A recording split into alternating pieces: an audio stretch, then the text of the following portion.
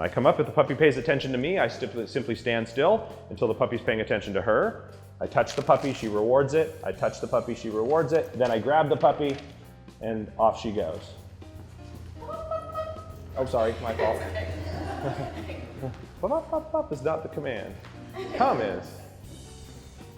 So in that case, you can see to prevent the dog from getting funny about me handling it, I walk up. When the puppy checks me out, I ignore the puppy focuses back on her, she rewards the puppy.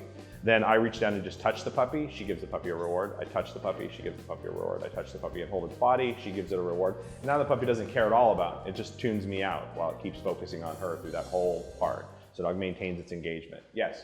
Are you using the dog's name and stuff at this point? No. So that's a good question, right? In recalls, for me, the dog's name is a generic attention getter. So if I say your name, you should attend to me. And go, what? What do you want, right? So one of the first things I do with a puppy is name recognition drill. So I basically take my puppy out and say, Fido, feed him. Fido, feed him. Fido, feed him. And I do that 100 times, right? So every time I say my puppy's name, my puppy turns and looks at me like, what's going on, right?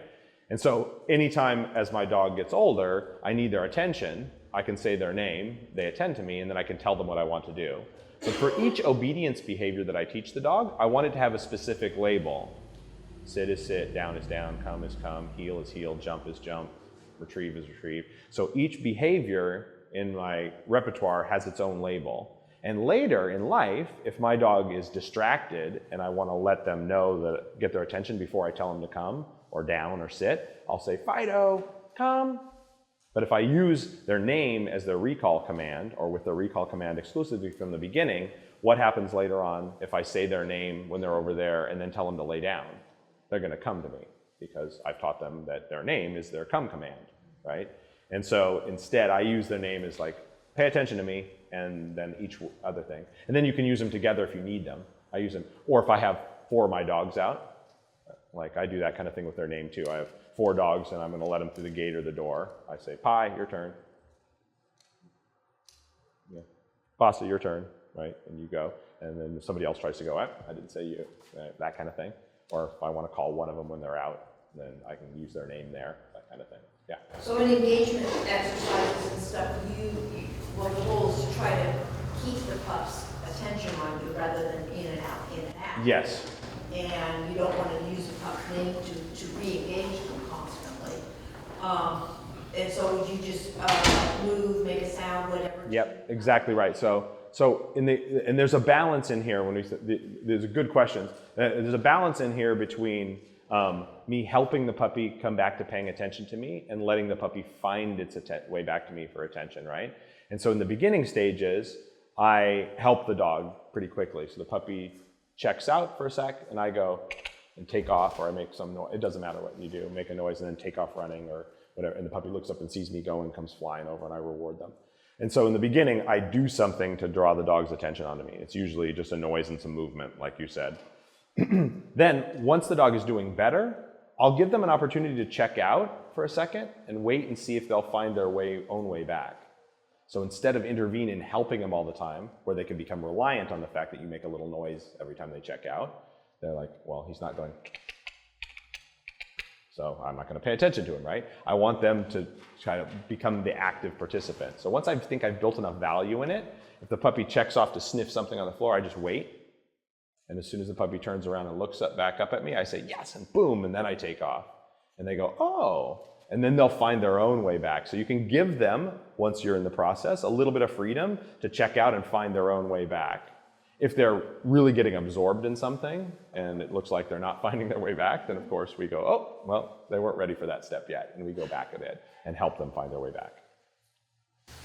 I'm trying to remember, so when you want to do whistle recalls and a verbal one, you just do both of them with restraint? Yep, exactly. So if I want to have, so for a lot of our dogs, we teach more than one recall command. So we teach our dogs to recall with a voice command, and we also teach our dogs to recall with a whistle, right?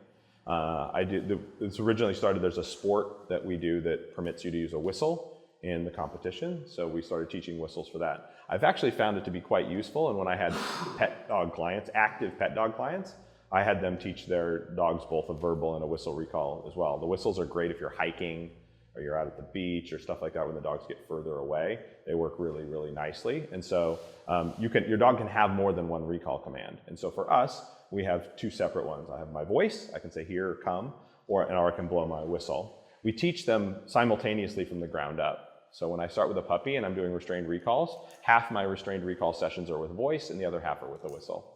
And they just learn right from the beginning two separate signals. If you have an older dog that already knows a recall command and you want to transfer it to a new recall command, a la the whistle, you simply put the new recall command in front of the old one, right? So if my dog knows to come when I say here, then I can take that dog out and take a whistle, blow the whistle, say here, blow the whistle, say here, repeatedly until the dog anticipates when it hears the whistle, and I've transferred that to a new command, the whistle, but frequently we just do them simultaneously. So when you're doing that, is that two separate training sessions, or are you? Usually I do them in separate. So I just say that each time I bring my puppy out to work, I'm going to do X number of restrained recalls in that session. Today's restrained recalls are with voice. Tomorrow's will be with the whistle. The next days are with voice, and I just switch back and forth, right?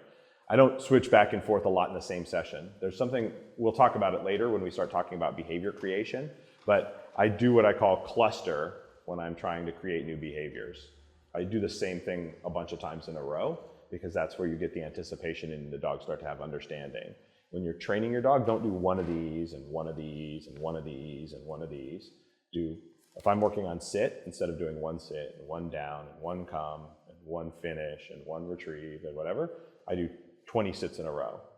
And then I do 20 downs in a row or whatever it's going to be. And so I cluster those things when I'm working on them, especially in the early stages. Later on, of course, I want the dog to be able to switch back and forth and do a variety of different things. But with puppies, we're teaching new stuff. So I do a restrained recall session. This one's going to be all voice. Next one I'll do with all whistle. That way I get a bunch of them in a row. And that's where the dogs start to go, oh, I get what this is. I've just done 6 of these in a row. I'm starting to understand what this sound means.